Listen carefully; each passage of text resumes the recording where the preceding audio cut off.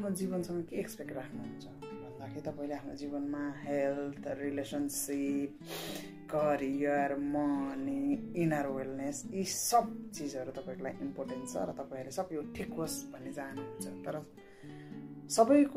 सबैजनाको यो सब कुराहरु ठिक हुँदैन। जस्तो तपाईको कसैको हेल्थमा रोग माने हेल्थमा अब तपाईको यो रोगी हुन्छ, सुगर रोगी, टिबी रोगी, के रोगी भइरा हुन्छ हैन, त्यसको लागि चिन्तित भइरा हुन्छ। त्यस अवस्थामा तपाईसँग पैसा भए पनि तपाईलाई त्यो हेल्थ ठिक नभएपछि त्यो पैसाको भ्यालु ठिक लाग्दैन, रिलेसन ठिक लाग्दैन, करियर ठिक हुँदैन। त्यस्तै रिलेसनशिप तपाईको पर्सनल रिलेसनशिप भन्नाले अब तपाईको बुढाबुढीको, घरभित्रको, समाजको, तपाईको बिजनेसको रिलेसनशिप पनि तपाईले ठिक राख्न सक्नु भएन भने तपाईको आन्तरिक हुन्छ नि एउटा सुख शान्ति हुन्छ त्यो ठिक हुँदैन। र अर्को करियर तपाईको जब ठिक छैन, तपाईको बिजनेस ठिक छैन भने तपाईको घरमा सुख शान्ति सम्बन्धमा ठिक हुँदैन।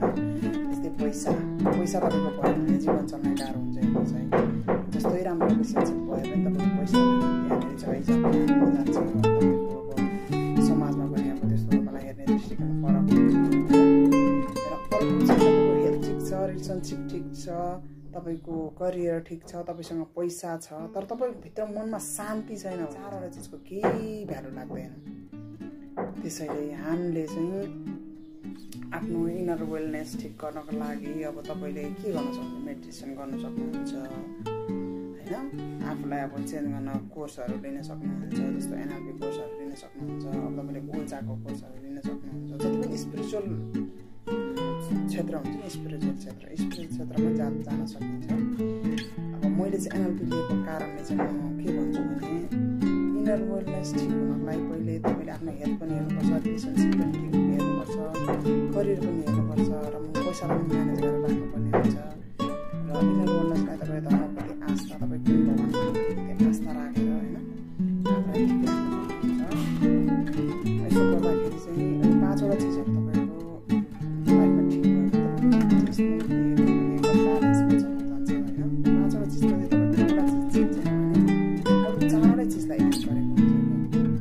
त्यसकारणले तपाईहरुले चाहिँ आफूलाई यो 5 वटा चीज तपाईले अब कसरी कसो गर्ने, कुन क्षेत्र माने कुन कुरा ठिक छ? तपाईको हेल्थ ठिक छैन, डाक्टरका जानुहोस्, डाक्टरले सजेस्ट दिनुहुन्छ तपाईले योगा गर्नुहोस्, एक्सरसाइज गर्नुहोस्, राम्रो डाइट खानुहोस्। रिलेसनशिप ठिक छैन, अब रिलेसनशिपमा तपाईको पर्सनल हो भने एक्सपर्टका जानुहोस्, सजेसन लिनुहोस् र ठिक गर्नुहोस्। करियर ठिक छैन, तपाईले स्किलहरु सिक्नुहोस्, पढ्नुहोस् र त्यसबाट कोचहरुबाट तपाईले गाइड लिनुहोस् र आफ्नो करियर ठिक गर्नुहोस्।